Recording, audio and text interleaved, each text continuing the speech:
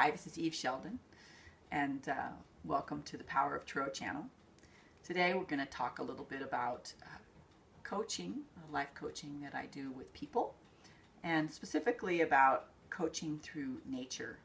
So one of my favorite things to do is to go outside and take people on nature walks and journeys, and the journeys are about connecting to your higher self. So connecting to your higher self is really a cool thing to do, and to me it's a goal for all of us. When we do tarot readings, we connect to our higher selves using the cards as symbols for what's going on in our life, and we can use nature as well to connect, and they can be, all of nature can be a channel to our higher self. The native people used all of nature, and specifically they felt like every aspect of nature, every rock, every tree, flower, or mountain was all a channel to your higher self, a channel to your being and your source of higher knowledge. So that's really a cool thing, and I think people call it animism. So animism is a kind of a great name for it.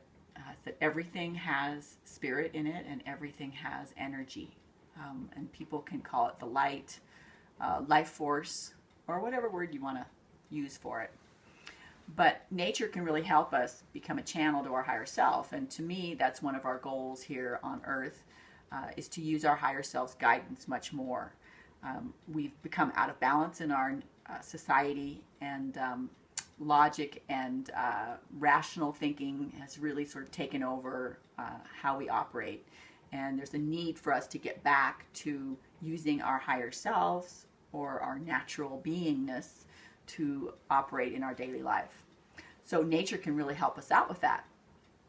And nature is, everything in nature can be a channel, and a channel, it can be a hollow tube, and that energy can go right into your being and your energy fields. So in other words, if you go and have a little discussion with a rock, you can tune into the rock channel, and you tune in just by becoming quiet and checking out the rock itself. And Kilmer the cat is making a little bit of a commentary here on checking out rocks here. So he agrees. He must connect quite a bit with the rocks as well. But so, and you can really channel in much better if you're quiet. It's hard to do if you're talking to other people, or you have other things, or you're texting on your phone. So when you go on specifically a little nature walk, or you'd like to connect with things, it's best if you just bring yourself.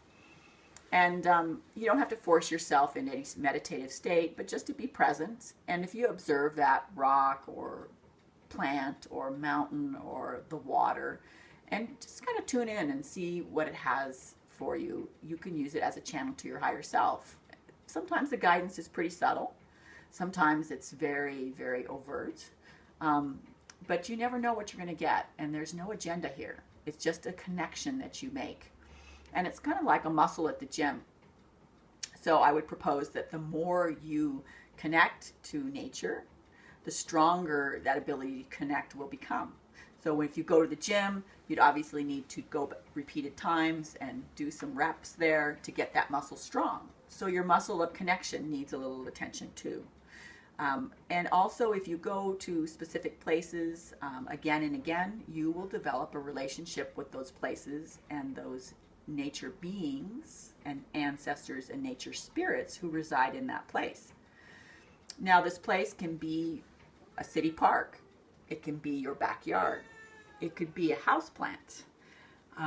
Or it could be a field. It can be anywhere. Anything that's natural and alive. And actually, this little statue is natural and alive. He's made from natural clay. So he does hold energy. So anything, but it can be something that you really enjoy. And I would propose that, if you love flowers, those would be a good thing to connect with to start out with. But you can use anything. So whatever's at hand and whatever you feel inspired to connect with will work. So it's kind of a cool thing, and make that connection, and it can be a source of some really nice sustaining energy for you. And when you go back to your everyday life, your job, your family, your city, or wherever you live, you can take a piece of that energy with you and always connect in with that energy, and that energy will help you. So you can refer to it as a nature spirit, a rock being, whatever you feel good about. So it's really just a really wonderful way to operate here in our world.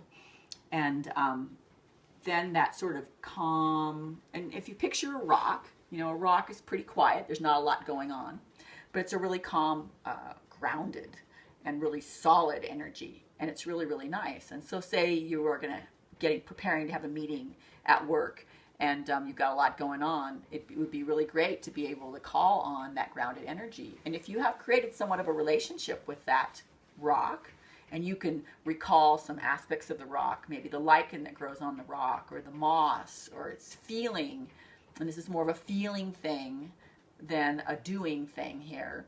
So how did it feel to touch that rock? Did it feel cool? Did it feel warm? Was there a texture there? And even just recalling those aspects of the rock, you will bring in the rock energy into your field, and that rock was going to help you with your meeting. Now, it's a little abstract, I realize, and a little esoteric, but we need more of that. We need more of that grounded beingness energy. It's going to really help balance out what's going on in your life, and you could just make that be an experiment. And you can do that with the rock, you could do that with a flower, a plant, the sky. But what's important is that you don't get too much into the logicalness or categorizing things. You don't need to know what kind of a rock it is. You don't need to know what species of flower you're dealing with, because that's all getting back into that other part of your brain that wants to analyze and categorize everything, and that's not what we're doing. What we're doing is shifting over into the place of enjoying and being and feeling. So that feeling sort of energy and response is what you're going to want to call up into your everyday life, and you're going to carry that with you. And the more we can do that, I think the more balanced your life is going to become. And all these things are natural bridges for us between the natural world and our human world here, which can definitely be imbued with much more sacred energy. So that kind of brings me to the next part of our discussion, and we can talk about land and how energy works with the land itself. So beyond taking that energy from the land into your everyday life and having it help you, you can help the land by your presence. And once again, it can be out in a national park, it can be in your park in your city, it could be in your backyard, it can be anywhere where you are walking specifically, or you're taking your body to this place. And actually, you could do it even just by transporting yourself mentally. Your body wouldn't have to be present. But in the beginning, it might be easier to do taking your body with you. And so you can really help that land to elevate its energy, because the land told me one day when I was out on it years ago that sacred land does not reach its highest potential without human interaction. And I know that goes a little bit contrary to a lot of people feel like our presence has ruined the land, and we've altered it quite a bit. But the land needs us to raise its energy fields, because we were made for the earth, and the earth was made for us. And where we have a problem now is we've altered the face of the earth so considerably, we're not meshing as well as we used to. But we still can elevate the energy of land and everything on it by our presence. So we go out onto the land, and just by being there, we really wouldn't have to focus on too much. By being there and just being somewhat present and dropping agendas and not being too much in our mind, we can grace the land with our presence. And of course, we want to respect it and honor it as being sacred.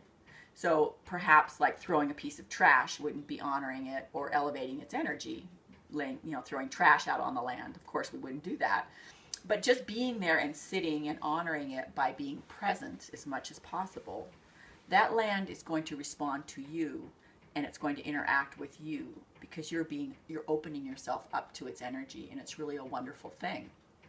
So even sacred places that we consider like vortexes, or sacred places like Yosemite, they cannot reach their highest potential without human interaction. So the humans that come on it will help elevate its energy.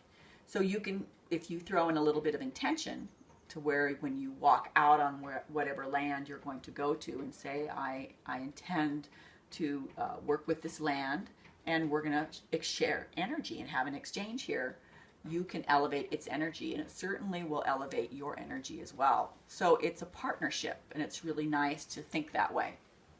Now, I took a friend out on a walk in Yosemite on Saturday, and we discussed certain things, and one of the things we talked about was how you can bless the land. Now, you can bless the land with a spoken word, and the spoken word can be bless you and thank you so much for being here with me and for me, and that's really a cool thing to do.